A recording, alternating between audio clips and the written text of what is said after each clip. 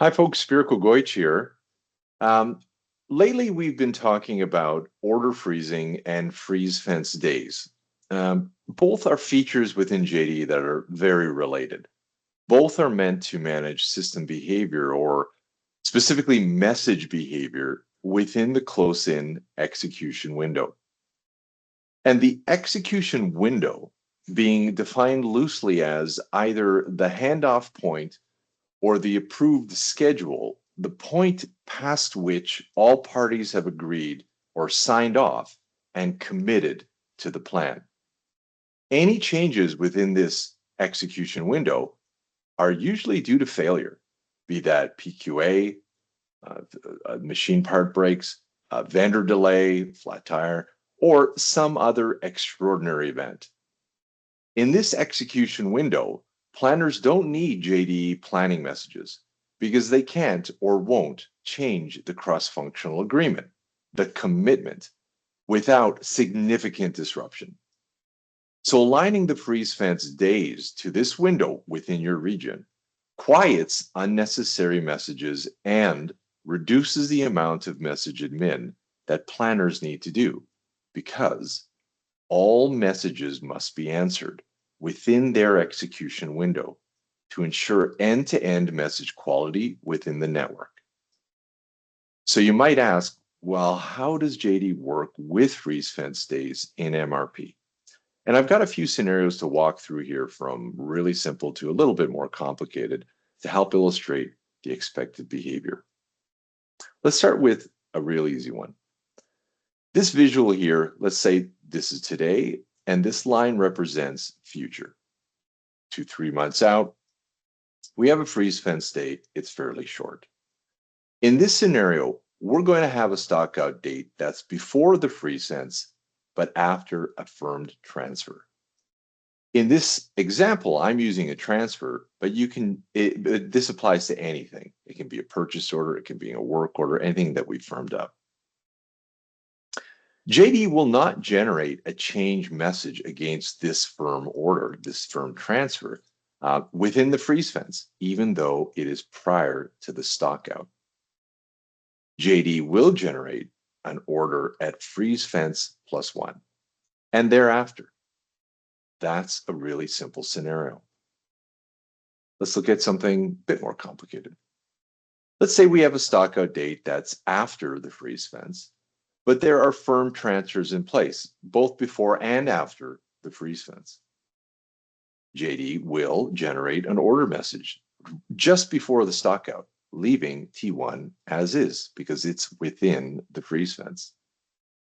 JD may then change or generate change messages against the other firm transfers according to what it's suggested for its order here, the new planned transfer.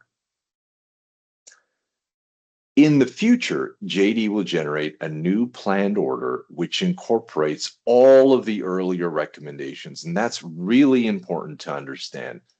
One can't look at just a message, a change message or an order message in singular as a singularity. You have to look at the entire message stack to understand what's going on. So said in a different way, in the planning window, new orders like this one are expected to be accommodated as a normal course of business. In the execution window, driving stability is key and change is kept to a minimum. Let's look at another scenario. We have a stockout date that's after the freeze fence and after existing firm transfers, but before, let's say, this third transfer.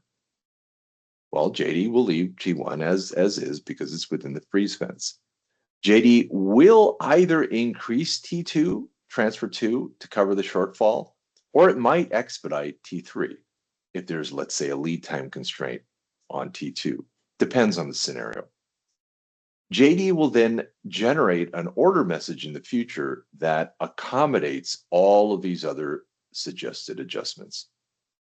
So said differently, the expectation is that all existing orders outside the freeze fence can and will be changed as a course of business, a normal course of business. Last scenario, Here, a freeze fence is way out into the future, and we have a stock out date that is before that freeze fence, and all the firm transfers are before that freeze fence. So within the execution in this case, the planner controls entry into this window. You decide the most appropriate course of action. That's called gatekeeping. So JD will generate an order within the planning window, but the urgency and the prioritization is determined using your out of stock reports, your OFR reports, or interpreting the planner remarks within the message screens. And then you decide whether you increase, order, move forward, whatever you do within this execution window. Let's close this out with a brief review of gatekeeping. There is legitimate concern that has been raised around how do you maintain visibility to risk within the freeze fence when no change messages will be generated within that fence. It's helpful to think of what you are trying to do within the freeze fence and what you're not trying to do. So within the freeze fence, you're looking to contain costs. You've already pre-planned an optimized schedule, let's say. You're looking to drive a stable signal for all your network partners because there has been a commitment by all parties to execute the plan. And you're looking to minimize any rework. So of course things happen. There are outlier events. And you will make changes, but those will only be to change for urgent service loss risk. Today, this execution window, broadly speaking, is noisy. We've got lots of change messages and order messages, a couple days out that folks are not actioning for various reasons, for various legitimate reasons. And so using freeze fence days, order freezing, and other things will quiet and stabilize that window. What we're not trying to do in the execution window is achieve some sort of perfection, like managing safety stock to within a day or so of ideal. That's what planning's for. You'll fix safety stock in the next buying cycle. We're not looking to dictate our process based on failure. So what does that mean? Our role within the execution window is to drive accountability to our partner functions. If the factory line goes down, and it will happen, what is the factory doing to deliver robust PQA? The vendor delays the last minute. What's the conversations with the vendor to make sure that never happens again? And we need to develop a fundamental approach that ensures there's minimal rework or change or failure within the execution window. So that means things like ensuring we have a robust enough safety stock for the situation, that we've got accurate messages that are guiding us well, and that we're extending our planning windows, our planning focus, so that we have good plans when they come within execution, and we've delivered the maximum probability of success within the execution window. So here's a quick scenario of how do you actually see risk within your execution window. Let's say in this situation, you've got a stock out, it's before your freeze fence, and you generated an order. The most important thing to do is have a look at your planner remarks. They have logic incorporated into them that tell you exactly how urgent a situation is. In this case, we've got an item with a planner remark that says out of stock on April 6th for 12 cases. Your role as a planner is then to look within the supply demand screen and see, let's say this is that message saying, hey, you're shorting somewhere earlier, April 6th in this case.